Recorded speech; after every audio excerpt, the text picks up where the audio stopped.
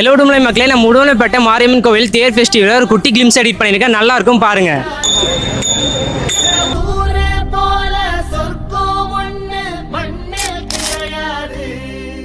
இங்க சாயங்காலம் வீசும் எழுசார காத்து பேசும். இங்க பச்சை தண்ணி கூட ஒரு பதனி ருசியாகும். இந்த ஊரு எங்க உசுரு, இந்த மக்கள் எங்க உறவு. இந்த பேட்டை எங்க கோட்டை, இனி கேளு எசப்பாட்ட.